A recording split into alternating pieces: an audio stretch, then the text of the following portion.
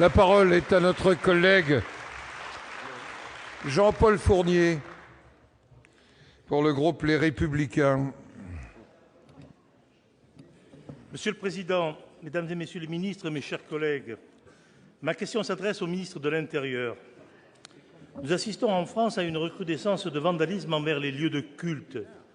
Des lieux de culte musulmans, lieux de culte juifs, lieux de culte chrétiens également. Ce sont les plus nombreux et mon département du Gard n'y a pas fait exception. Chaque jour, en effet, 2 lieux de culte chrétiens sont profanés en France et l'incendie de l'église de Fontainebleau ce week-end est venu allonger une liste déjà trop longue.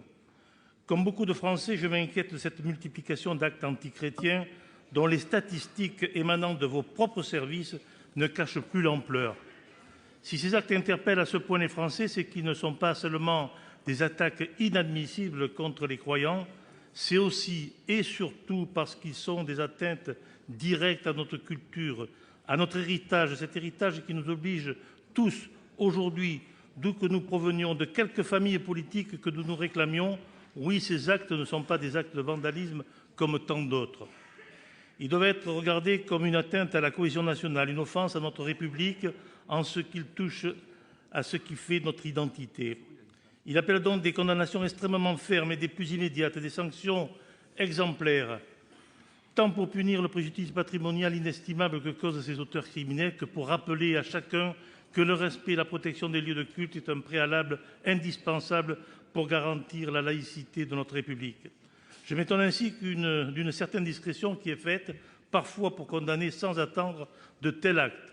Or, ce qui est ressenti par la plupart des Français comme une approche sélective des faits graves fracture profondément les communautés religieuses et, de facto, la communauté nationale. Il fait le lit d'une exaspération qui n'a que trop duré. Nous exigeons de la fermeté à l'égard de ces actes qui touchent à une part capitale de notre identité. Monsieur le ministre, que comptez-vous faire pour endiguer ce phénomène et lui donner la priorité qu'il exige ? Pour vous répondre, la parole est au ministre en charge des relations avec le Parlement, Jean-Marie Le Guen.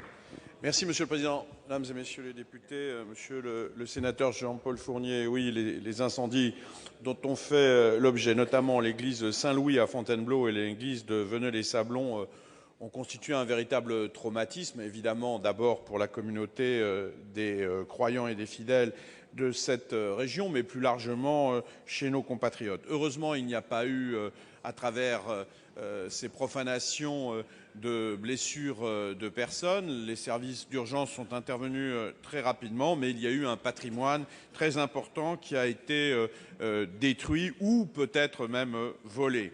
C'est pourquoi d'ailleurs le ministre de l'Intérieur s'est rendu personnellement sur place pour rencontrer le maire et tous les représentants de la communauté. Nous avons la conviction que les enquêtes permettront d'établir les circonstances précises de ces sinistres et les auteurs de tels actes doivent savoir qu'ils seront recherchés et traduits en justice. Mais cette affaire, vous avez raison de le souligner, elle intervient dans un contexte beaucoup plus général et continu d'atteinte aux lieux de culte et aux sépultures.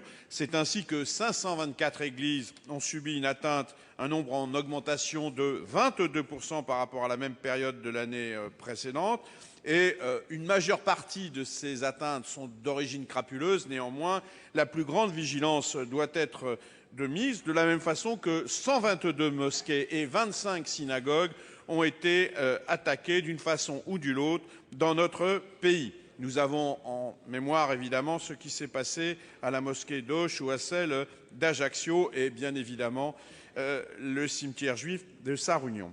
C'est pour lutter contre cette situation que le gouvernement a décidé de renforcer la protection dont bénéficieront les lieux de culte. 4 307 lieux de culte font aujourd'hui l'objet d'une protection, dont des églises, les temples, les mosquées, les synagogues.